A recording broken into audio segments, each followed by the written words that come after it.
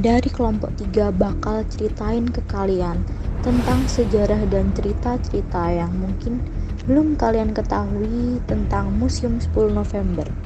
Nah, sebelum masuk ke ceritanya, yuk kenalan dulu dengan Kana. Hai, namaku Vito. Halo, aku Isna. Hai, aku Zaki. Halo, aku Aura. Dan halo, aku Fabella. 3, 2, 1. Selamat menikmati. Hari gini masih ada yang nggak tahu salah satu museum legendaris di Indonesia yang ada di Surabaya? Yuk, kami kasih tahu. By the way, kenapa sih Museum 10 November ini bisa dibilang dark tourism? Karena museum ini menyimpan banyak saksi bisu mengenai peristiwa kelam atas perjuangan arek-arek Surabaya pada saat 10 November tahun 1945. Sebelum masuk ke cerita, mau kasih info dulu nih, kalau di depan Museum 10 November itu ada monumen Tugu Pahlawan loh. Tugu Pahlawan didirikan pada 10 November 1951 yang kemudian diresmikan pada tahun 1952 di tanggal yang sama oleh Insinyur Soekarno. Nah, tujuan dibangunnya monumen ini nggak lepas dari pentingnya mengenang sejarah dari perjuangan para pahlawan kemerdekaan bangsa Indonesia untuk pertempuran di Surabaya pada tanggal 10 November tahun 1945. Museum 10 November ini terletak di Jalan Pahlawan, tepatnya di Kecamatan Bubutan, Kota Surabaya. Selang 39 tahun kemudian, yakni pada tanggal 10 November 1991, Museum 10 November mulai dibangun, yang kemudian diresmikan pada tanggal 9 Februari tahun 2000 oleh Presiden Indonesia kala itu, Kiai Haji Abdurrahman Wahid. Museum ini dibangun dengan luas mencapai 1.366 meter persegi pada kedalaman 7 meter di areal kompleks Tugu Pahlawan. Bangunan museum ini terlihat seperti piramida-piramida kecil yang di bagian tengah susunan piramida itu terdapat patung yang menggambarkan 3 pemuda dengan senjata bambu runcing yang sedang berjuang melawan penjajah. Museum ini dibangun dengan tujuan untuk mendukung keberadaan Tugu Pahlawan serta melengkapi fasilitas sejarahnya, yaitu dengan menyimpan benda-benda bersejarah yang berkaitan dengan perjuangan rakyat Surabaya. Fasilitas sejarah ini berupa koleksi seperti koleksi foto, senjata rampasan, dan artefak peninggalan pertempuran di Surabaya, dan fasilitas pendukung lain seperti diorama elektronik dan diorama statis. Diorama yang dimaksud ialah tentang perjuangan rakyat Surabaya dan rekaman pidato Bung Tomo yang kala itu bisa membangkitkan semangat berjuang rakyat Surabaya. Oke, saatnya kulik peristiwa yang terjadi pada 10 November tahun 1945. Kala itu, pada tanggal 10 November 1945, terjadi pertempuran hebat antara arek-arek Surabaya melawan tentara sekutu. Pertempuran ini salah satunya dipicu oleh tewasnya Jenderal Aubertin Walter Schattern atau yang dikenal dengan AWS Malabi, hingga ultimatum dari Inggris agar rakyat Indonesia menyerah, tak mau tunduk pada tentara sekutu yang akan kembali menjajah Indonesia setelah proklamasi kemerdekaan. Arek-arek Surabaya akhirnya bertempur habis-habisan mempertahankan kemerdekaan Republik Indonesia. Jenderal AWS Malabi tiba di Surabaya pada akhir Oktober 1945. Ia memimpin pasukan sekutu saat itu, dan pasukan sekutu tersebut bertugas melucuti senjata merah serdadu Jepang, mengangkut tawanan perang, dan menjaga ketertiban di Surabaya. Namun, pasukan Inggris ini tidak melakukan tugas dengan semestinya atau terjadi penyimpangan. Penyimpangan kembali terjadi ketika sekutu meminta Presiden Soekarno untuk menyerukan penghentian terkait pertentangan antara pemuda Surabaya dan sekutu.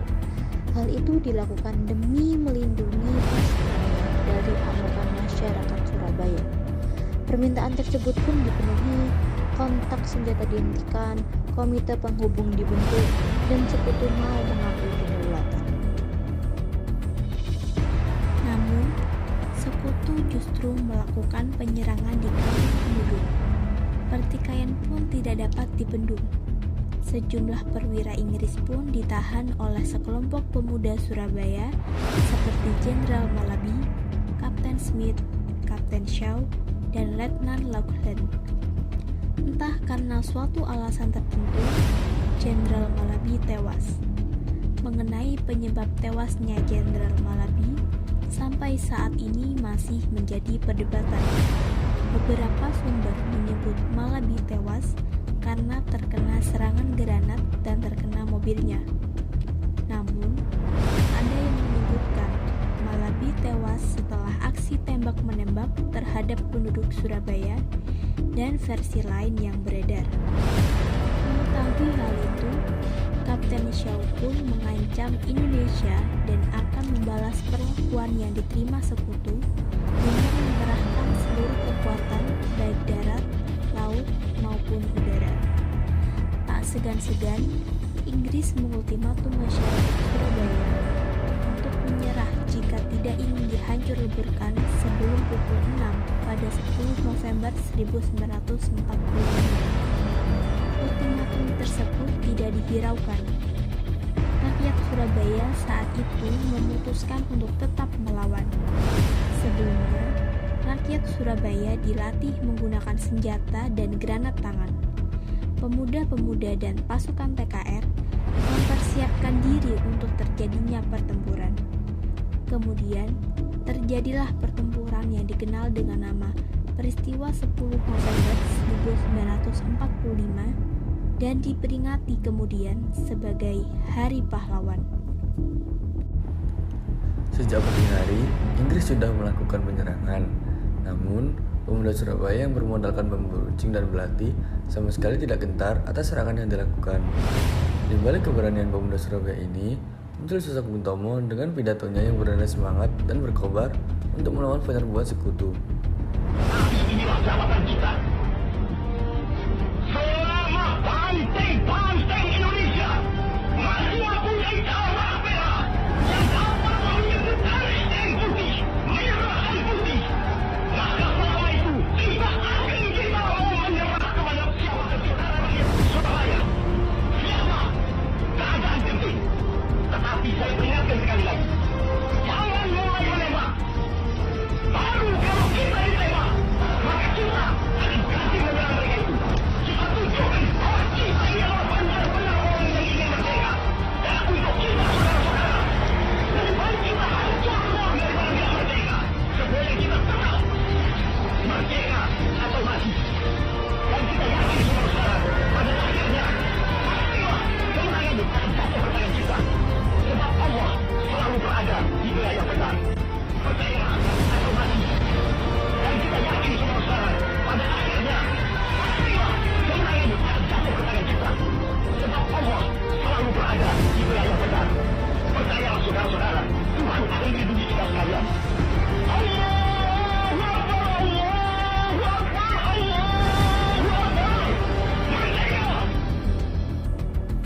Pesan Bung Tomo ini lalu menyulut semangat para pemuda Indonesia yang akan berjuang mati-matian melakukan perlawanan di bawah pimpinan Komandan Pertahanan Sungkono.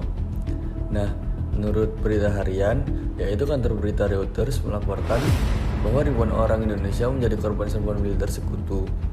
Adapun korban dari pihak tentara dan masyarakat Surabaya diduga mencapai 20.000 orang. Sementara korban dari pihak sekutu diperkirakan mencapai 1.500 orang. Meski banyak korban berjatuhan, dengan semangat mempertahankan kemerdekaan yang begitu tinggi, pemuda Surabaya berhasil mempertahankan kota mereka. Perlawanan rakyat Surabaya menjadi simbol perlawanan seluruh bangsa Indonesia terhadap upaya penjajahan kembali oleh bangsa lain. Untuk mengenang jasa pahlawan terdahulu, penetapan 10 November sebagai Hari Pahlawan Nasional didasari keputusan Presiden nomor 316 tahun 1959 tentang hari-hari nasional yang bukan hari libur. Selain itu, Untuk mengingat dan menghormati segala upaya rakyat Indonesia dalam mempertahankan keutuhan Indonesia di kota Surabaya, didirikan tugu dengan tinggi lebih dari 41 meter. Dan tugu tersebut dikenal dengan nama Tugu Pahlawan. Jadi cikal bakal kantor berita Antar. Jadi Bapak itu profesinya sebagai wartawan, dan sebelum itu Bapak juga berkali-kali menerbitkan koran pada saat zaman Belanda, terus berkali-kali ditutup oleh Belanda karena menyerang pemerintah jajahan Belanda. Dia memang wartawan. Di Surabaya, orang-orang Belanda yang menjadi anggota Rapui bermarkas dan menginap di Hotel Yamato atau Hotel Orang. Toen is er nog schietpartijen in 2 plaatsen. En dat is in het BBM-gebouw, dat is dicht bij de haven, en in het internatiegebouw. Nou, hoe kunnen we die lui bereiken? We kunnen ze niet bereiken. Het is beter dat we daar zelf komen. We gewoon allemaal zo. Met 7, 8 auto's zo allemaal daarheen. BBM-gebouw is heel eenvoudig. Hè? Dus we hebben de mensen tot bedaring kunnen brengen. De jongelui ophouden met schieten en die Engelsen binnen ophouden met schieten. Jullie gaan weg. Om 5 uur, half 6 gingen we naar het internatiegebouw. En daar is het moeilijk. Want het volk zegt, wat? Gaan wij die Engelsen loslaten? Nou, wij zijn hier aan het winnen.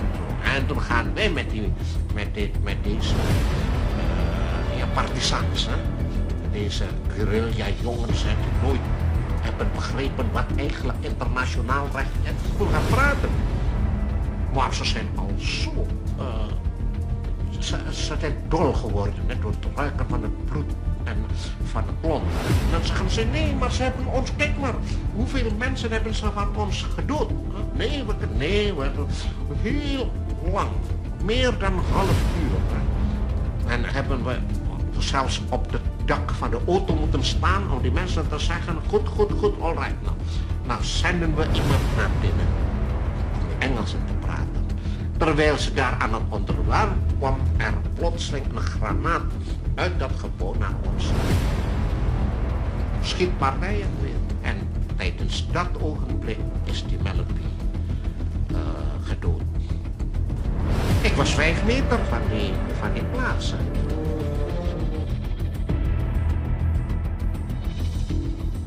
Bahan dari ultimatum ini disampaikan kepada pemerintah di Jakarta.